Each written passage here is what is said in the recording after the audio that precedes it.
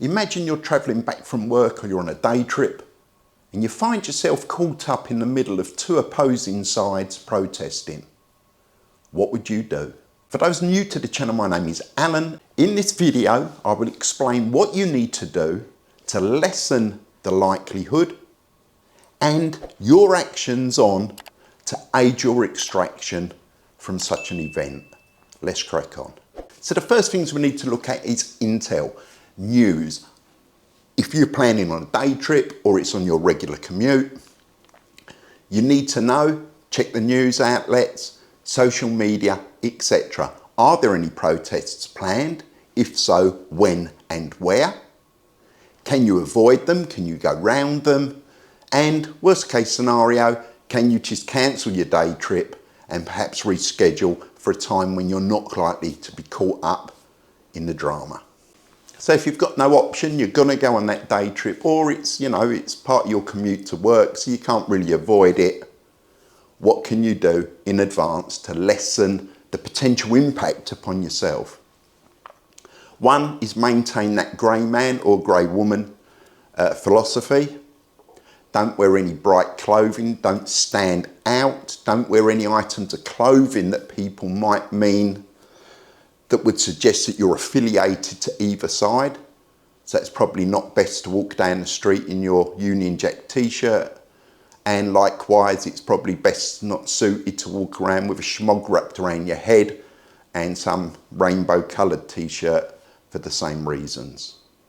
If you've got tattoos, if you've got sleeves or a lot of visible tattoos on your arms, consider wearing a long sleeve shirt to cover them up. The reason being that if things do go wrong and you're caught up in it, at that specific time it may not be obvious that you are not involved. And if you've got loads of VDMs, visual distinguishing marks, it could potentially mean, regardless of if you're innocent or guilty, that you are more easily identifiable and you can be picked up. So just bear that one in mind. Also, in these type of events, the low-life criminals are also about.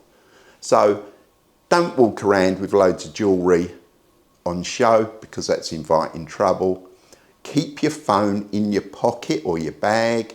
Don't walk around with your phone out, because again, there's two options. It could be that someone wants to steal it, or the two parties that are protesting are thinking that you are videoing them. And whilst you're quite legally entitled to video in a public place, it might antagonise them and bring you unwanted attention. So that's worth bearing in mind. If you wear contact lenses, consider taking them out and wearing glasses. If you have got contact lenses in and it does escalate and there is in-cap spray or anything like that being used by police, if it gets behind your contact lenses, it is going to cripple you. So much better that you actually take them out and wear glasses. If you're carrying your EDC, in this instance, I would suggest that you perhaps use a slingback bag as opposed to a rucksack. If you've got a backpack on your back, it is very easy for someone to come along and grab you from behind. If you've got a slingback, you can just slide it round the front. You've got your hands free to fend off people if they're approaching you, and you can see your belongings. And it also gives you a little bit of protection, a little element of protection if things do start getting physical, because you've got that little bit of added bonus, that little bit of padding at the front of you. As much as I'm a firm advocate for carrying a legal pocket knife, you may want to reconsider if you definitely know that you're going to be in an area where there is potential for protest. Doesn't mean that you're guilty of anything, but should it all kick off and you are picked up and you are then found in a possession with that legal pocket knife, they are not going to be looking at you as favourably as if you was just walking down the street. So you might land up coming a cropper. So that is something that you need to consider. Ultimately, you make up your own mind. But in your bag, have the usuals, your bottle of water. I'd have a first aid kit in there. When there's civil disorder, if it does kick off, you're usually looking at blunt trauma, cuts and scrapes. If it really kicks off, then you've got potential for burns, if anyone's stupid enough to start throwing petrol bombs around, etc. And of course, if there's property being damaged, you're going to have debris and things like that, potentially glass and rubble flying about. So just a basic first aid kit. Might be prudent to have a pair of gloves in your bag, so if it is kicking off, you can put some protection on. And as I've said, keep your phone out the way and in your pocket or in your bag.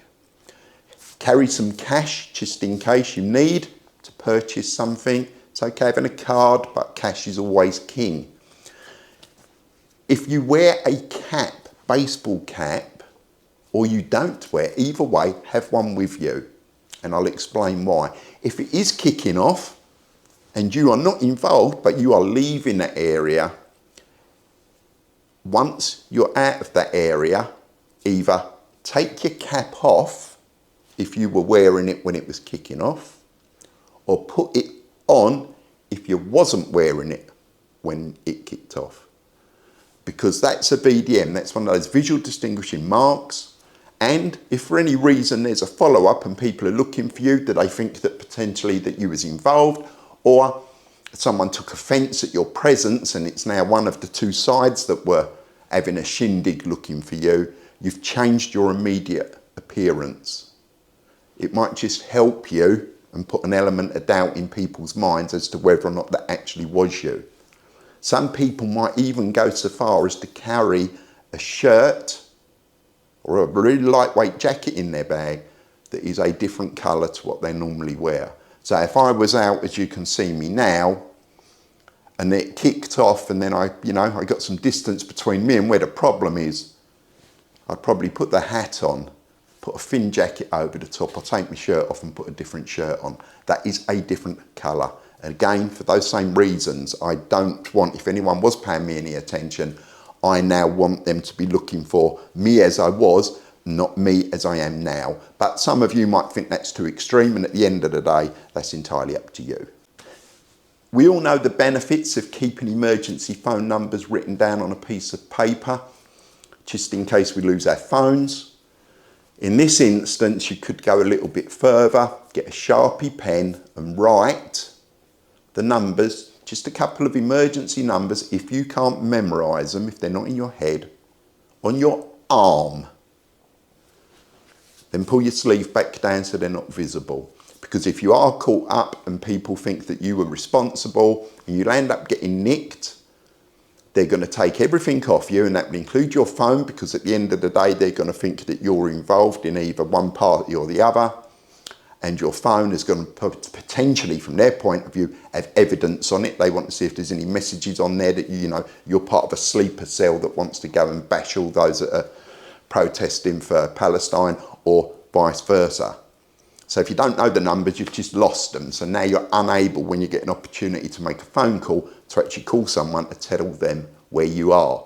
If you write it on a Sharpie on your arm, you've got the phone numbers, unless you're unfortunate enough, of course, to lose your arm. Likewise, you might think it's prudent with your phones, if you know that you're going to be in that sort of area, to switch off facial recognition and fingerprint, so it is only passcode operated. So if you are picked up and they take your phone away, they can't do a sneaky beaky and hold it in front of you to unlock it. But that, again, some people might think is too extreme, and at the end of the day, that's a decision that you need to make. But I just want to put that option in your head. If you are moving into an area, and primarily we're talking about that you are on foot and things are starting to go wrong, you need to have good situational awareness. No ear pods. As I've already said, no phone in your hand. You need to be aware of what is happening with you, and to stand up and actually raise your head and look around.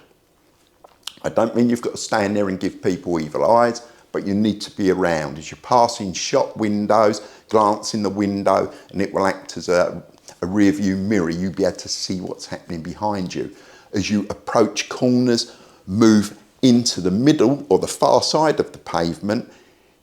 If it's kicking off in the road and there's no traffic, move into the road, because what you want to be able to do, you want to be able to actually look round the corner at the furthest point so you can see what you're likely to walk into.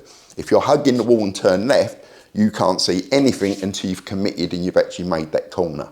If you actually come away from it and look, your field of view is much greater. So just bear that in mind. Don't run away unless it is absolutely necessary. One, it will draw attention to yourself if you're running away because people immediately think what you're running away for. And the other thing is there is potential for you to go A over T. So yeah, walk briskly, be aware, head up, act confidently, but not in a threatening manner, and exit that area as quick as you can.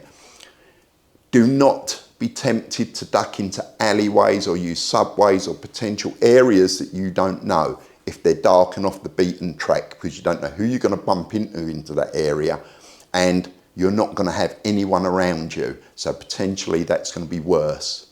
Try to stick to the main roads, keep to the side, and as I say, walk with a purpose and try to extract yourself as quickly and as safely as possible. If you are stuck and you can't particularly move in a particular direction, try not to be standing in front of shop windows. If it does kick off, there's two potentials. One, that you're going to end up being launched through it, or the other one is that someone's going to throw something through the window and you're going to get showered in glass. So it's always better if you've got to stand somewhere that it's the brick part of a shop or a building and that you've got your back to it as much as you can so that you're actually aware of what's happening in your peripheral vision and in front of you, and the chance of anyone creeping up behind you is vastly reduced. So these are all sort of common sense, as I say, it's situational awareness, and you should be practicing this already. If you are approached by someone who's perhaps a little bit agitated at your presence, or for whatever reason, try to create a reactionary gap. And what a reactionary gap is, that you try to maintain 1.5 arm lengths away from the person that is talking to you, gesturing to you, or targeting you. And you want to try and maintain that gap. And it can be difficult when you're in an area where there's loads of people and tension's high and, and tempers are fraught. It can be very difficult. But you can, or you should, try to maintain that distance. As I say, 1.5 arm length. If they approach, you're going to be putting your arms up. And I know it sounds stupid, but it works. And so hear me out. You put your arms up. That position, if anyone sees you doing that, is a defensive position. It's a lot different than doing that. So do that. Yeah, so your arms come up and you step back. So as they're approaching, you can continue to step back and give them strong verbal warnings. Just shout, stay back, or get back. Again, anyone else that's there, the police or other members of the public that are there, are going to see that you're acting in a defensive way and you're telling the person to step back. If they continue to get within your space and it's, how can I put it? And it's not looking good, then you need to be prepared to do what you need to do to defend yourself. Please do remember, but don't be silly about it, but at common law in the UK, English common law says that you have a right to self-defence. And before all the comments go, no, you can't, blah, blah, blah, blah. Yes, you can. You have a right to self-defence, and that does include a preemptive strike. So if that person is clearly intent on getting in your face and they are appearing aggressive and you think that it's going to be hands-on and you can't de-escalate the situation, you can't extract yourself from it, you are perfectly within your rights to stick one on them. It's called a preemptive strike. You have to be fearful for your own safety, and you have to use force that is deemed reasonable and necessary to remain safe. So if it does get into an altercation, it does. Chances are you're still going to get nicked because the police might not necessarily know what happened. And then you've got to hope that when they interview you and they interview other parties, and the phone footage that there is bound to be will see that you had your hands up, you were stepping back, you were giving verbal commands to stay back. This person escalated it, they got more aggressive and got in your face. You was fearful of your life, so you defended yourself. I am not a barrister or a lawyer, so don't go out having a punch up and then say I'll sit on a YouTube video. But seriously, yeah, take legal advice if you have to, but the law says at common law that you have a right to self-defence as long as it is reasonable and necessary, and that you use the minimum amount of force to save yourself. So if they're coming and shoving you and you give them a slap, and that does the business, that's fine. If you then stand over them and stamp their nose out the back of their head, then you're not being reasonable, your force is not appropriate, and you're going to land up in bother. Hopefully, it won't get that far. The whole point of this video is that it doesn't get to confrontation time, yeah? If you can, utilise what we call street furniture, and that would be fixed park benches or benches at the side of the road, railings, telephone boxes, although there's not many of them about, thinking about matters, or pillar boxes, anything that's in the road, traffic light boxes, whatever. Put that between you and the person. Yeah, it just gives a barrier that's between you. But be verbal, tell them to get back, stay back, hands up, defensive posture. And if you are just talking to someone before it's got to that stage, as you can see in this video, you want your arms loosely at chest level. Don't interlock your fingers, don't have your hands in your pockets, don't have your arms crossed, just loosely at your waist. This is called an interview stance, which is what's taught to police officers, and you will have your weak leg slightly forward, your strong leg slightly back, so that your weight is distributed and your hands are at chest level and loose. That means because your hands are already at chest level, that you can react to anything much more quickly than you ever could if you've got your hands down by your side or in your pockets. And as again, if it starts to escalate, step back. And the way that you should be doing that, and you can practice it, you might think that you're going to look a bit of a fanny doing it, but you actually step, if you've got your left leg forward and your right leg back, being your strong leg is back. So if you're left-handed, it'll be right leg forward, left leg back. But what we're going to do is basically you step back with the right leg and you drag your left foot back. You don't lift it up, you don't cross your feet, you don't do a ballet dance. And you do that and you can actually move back quite quickly, but that is the most stable position to be in if they're coming at you.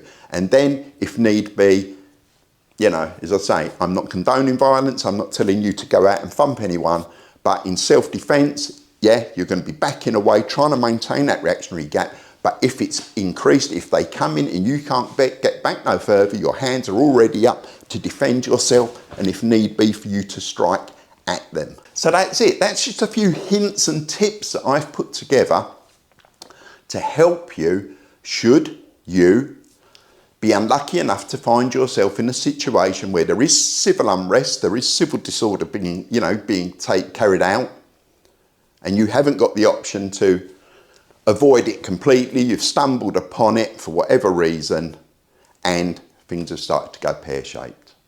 If you found the video useful, give us one of them. If you're not a subscriber, please do consider subscribing to the channel, and I'd love to read your comments. Have you got any tips on how to mitigate the threat of civil unrest? Obviously, the first one is don't be in the area, because if you're not in the area and it's kicking off, you haven't got the problem. But if you do find yourself in that area and it starts to kick off, what tips have you got for the viewers? Stick it in the comments for them to lessen the risk if they're unlucky enough to be found in such a situation. Anyway, it's going to be 32 today. I'm sweating buckets already, so I'm going to go and have a drink, and I'll see you soon.